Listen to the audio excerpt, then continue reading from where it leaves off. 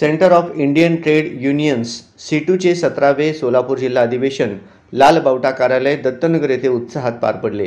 अधिवेशनाची सुरुवात कॉम्रेड नरसय्या आडम मास्तर यांच्या हस्ते ध्वजारोहणाने झाली।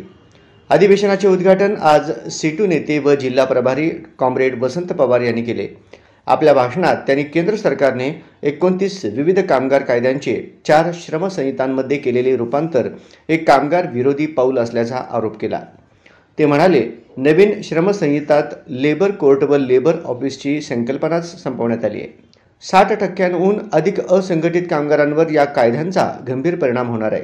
कामगारांनी एकजुटीने या धोरणाविरोधात उभे राहणे अत्यंत आवश्यक आहे।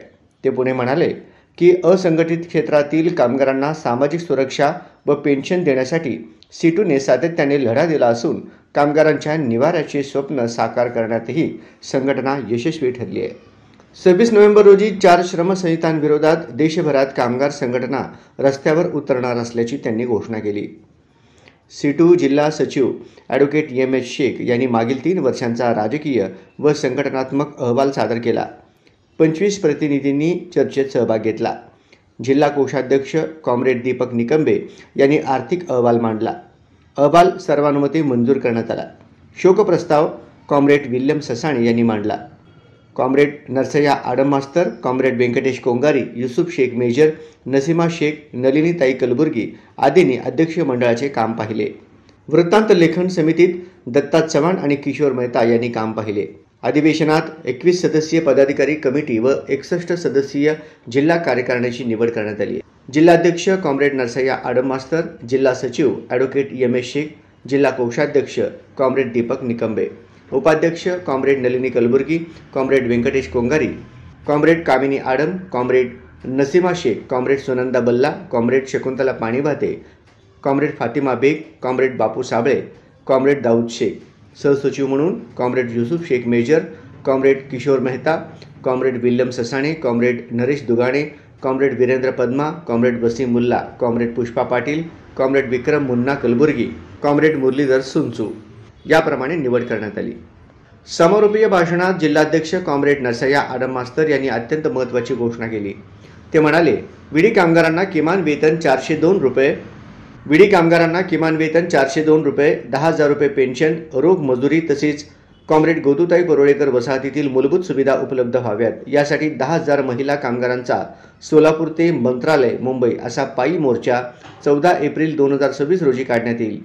सरकार कामगारांना गुलाम बनवणारे नवे कायदे आणत आहे आणि सार्वजनिक उद्योगांचे खाजगीकरण करून भांडवलदारांना लाभ देत असल्याचा आरोप करत त्यांनी कठोर संघर्षाची हाक दिली।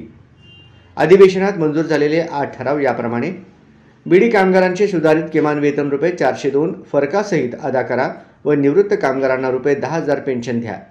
यंत्रमाग उद्योगातील कामगारांसाठी कामगार कायद्यांची प्रभावी अंमलबजावणी करा। असंघटित कामगारांना सामाजिक सुरक्षा लागू करा। जनसुरक्षा कायदा रद्द करा।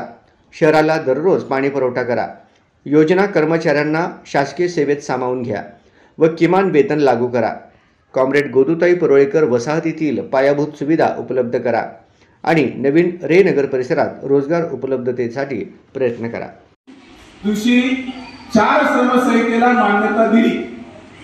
या 4 श्रमसंहितेमध्ये नेमकं काय आपण अनेक वेळेला पुस्तिका काढून वगैरे सगळं केले, परंतु त्या 4 श्रमसंहितेमध्ये लेबर कोर्ट आणि लेबर ऑफिस नावाची यंत्रणा मोडीत काढलेली आहे।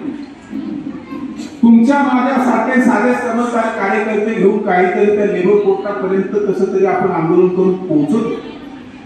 आता त्यांनी ट्रायब्युनल निर्माण केलं। 2-3 दिवसात त्याचे नियमावली येणार। त्या ट्रायब्युनल मध्ये एक जज असणार आणि एक प्रशासकीय अधिकारीचा माणूस त्याच्यामध्ये बसणार। त्यांना जे वाटेल त्या पद्धतीने ते निर्णय करणार आणि त्याच्याकडे मग सगळे पगाराचा प्रश्न असेल,